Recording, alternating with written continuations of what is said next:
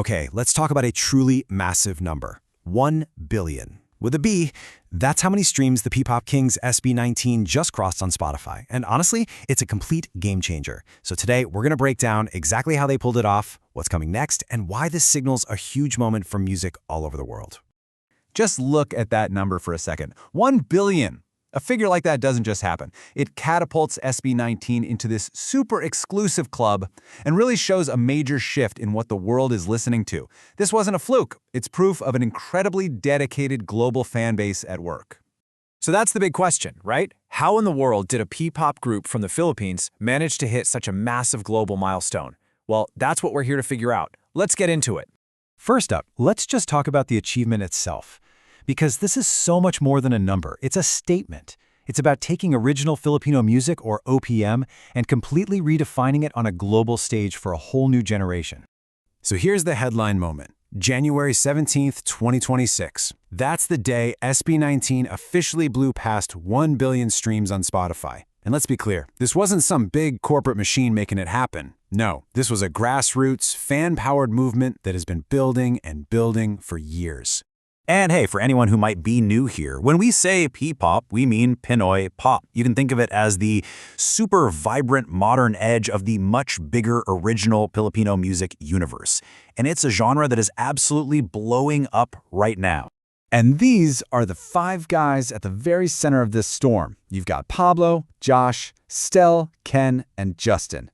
Together, they are the creative force and the performance powerhouse that is SB19.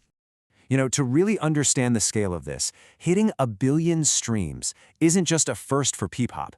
It puts SB19 right up there in this elite circle with some of the absolute legends of Filipino music. They're not just making waves anymore, they're making history. But here's the thing about SB19. They are not resting. Not for a second.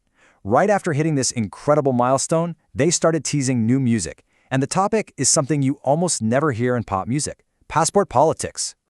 I mean, really, what do you do after you've basically conquered the streaming world?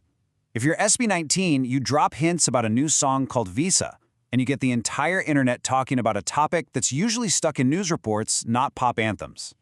Of course, their amazing fan base, A10, went into full detective mode instantly, and you can see how they pieced it all together. You've got the lyric, and the Denny, which basically means got denied, combined with visuals of passports, and the theory is pretty clear. This song is about the frustration and anxiety of applying for a visa. And this, right here, is what makes them so interesting. Pop music usually stays in its lane, right? Love, parties, heartbreak. But SB19 seems to be swerving right into social commentary, taking on these real-world, systemic challenges. It is such a bold, incredible move. And here's the real-world context that makes this theme hit so hard for so many people. The Philippine passport ranks 73rd in the world for travel freedom. So that struggle, that anxiety this song seems to be about, it's a very real shared experience for millions of their fans.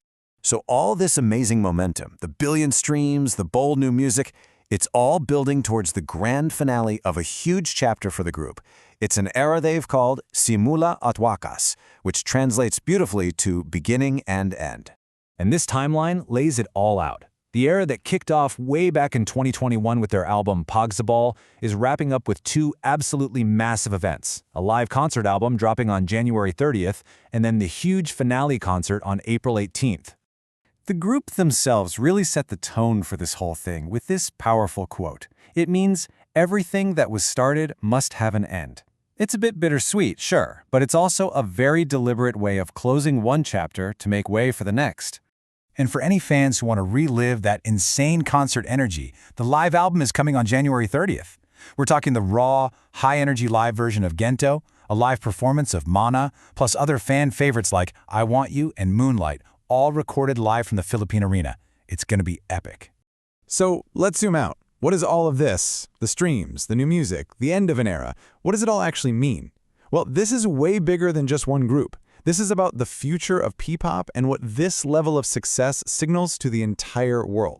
So if you take anything away from this, it should be these 3 things. 1. P-pop is no longer a niche genre, it has proven global reach. 2.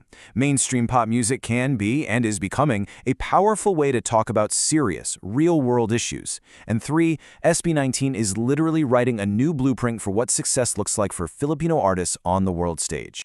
And that kind of leaves us with one final big question to think about. As more artists from all corners of the globe start breaking into the mainstream, telling stories that are deeply tied to their own cultures, what does that mean for the future of the music that all of us listen to? It seems like the world is finally ready to find out.